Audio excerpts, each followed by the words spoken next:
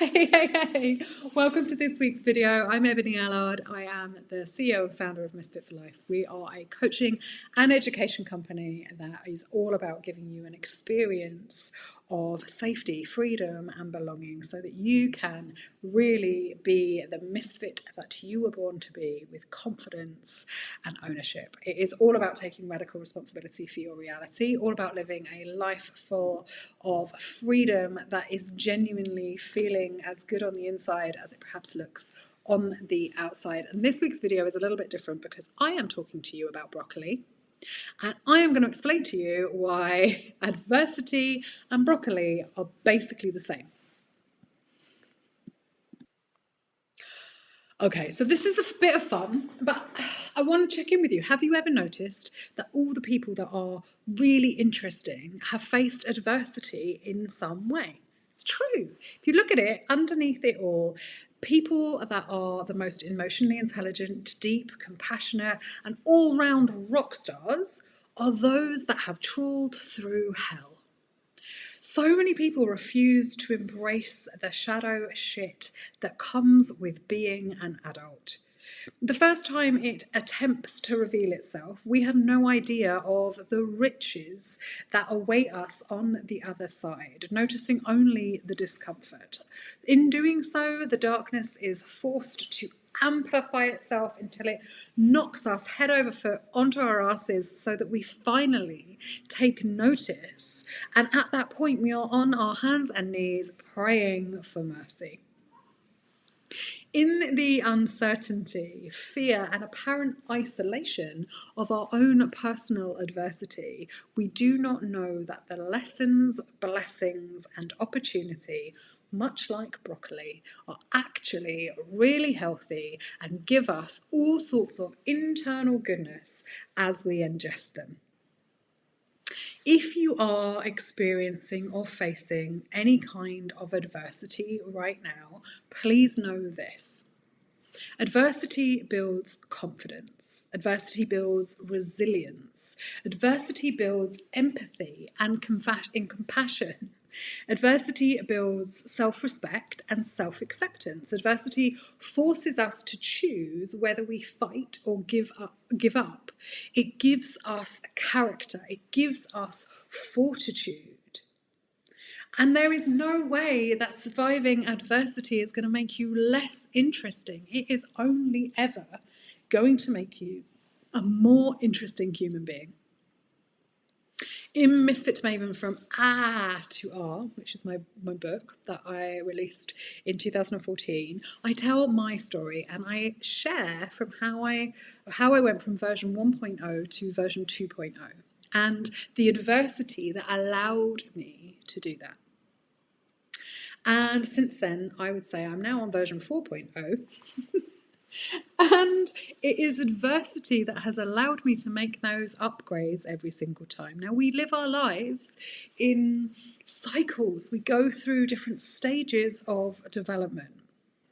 It doesn't have to be dramatic, but we do need to embrace the adversity in our life in order to embrace the shadows within us that allow us to take ownership of all of the parts of us and allow us to be deep, rich human beings.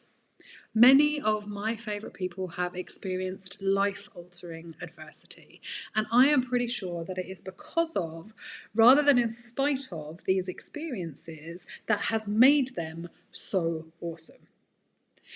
Yesterday, a friend shared with me some of the stuff that she is going through. Over the years, hundreds and hundreds of people have shared with me the things that they are experiencing that are showing up as adversity for them, that are uncomfortable, that are difficult to navigate. And the thing is that we do not need to do these things alone. We can be in community. We can share. Now, when I first published my book many years ago, some people read it and said, the kind of inner circle that I shared it with, and they were scared for me. They were scared that I was talking about cocaine use in it. They were scared that I was talking about abortion in it. They were scared that I was talking about my failures in it, and they were worried for what impact that would have on my future.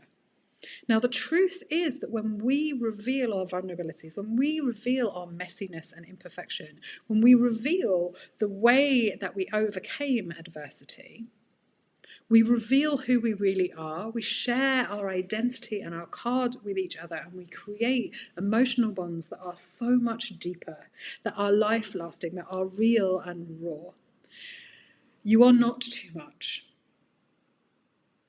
You are not too much. Your emotional depth is not too much. The things that have happened to you are not too much. There are spaces and places where you can be held. There are spaces and places and people who see you, who can witness you, and who won't shove the broccoli back in your face and say, I don't want to eat that. Instead, they will say, I know that this is good for you. I have eaten my broccoli and I can sit with you while you eat yours. And those are the kinds of spaces that I create and that I am available for. And those are the kinds of people that I magnetize and that I am available for. When our friends experience miscarriage or autoimmune conditions or a death in the family,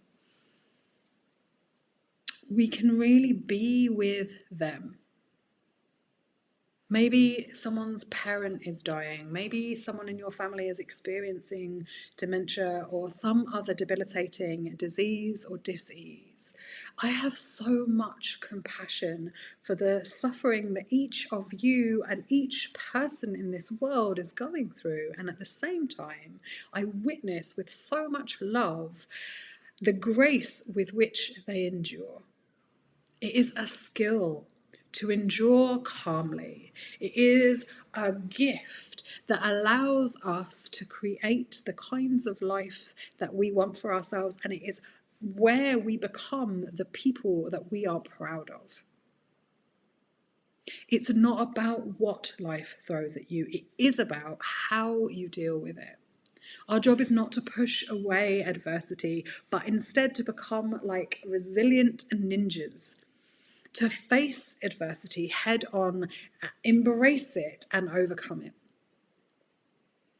And so if you're experiencing some tough stuff right now, please know this, even though it may not feel like it in this moment, this is an opportunity for you to become a version of yourself that you love, that you are proud of, that lights you up, and that recognizes with glorious gratitude the treasure that is your life. You are here, you have feelings, and you came here to have a physical and emotional experience, and you are having that. You do not have to do it alone. There is support out there for you, and there are places that exist that can hold you. And maybe you will get rejected, and maybe for some people it is too much. But those are not the people that you want in your life. You want the broccoli eaters in your world. You want the people who are ready to imbibe the nutrients that come with facing adversity. Whatever adversity or suffering you are facing right now, you've got this. Keep going.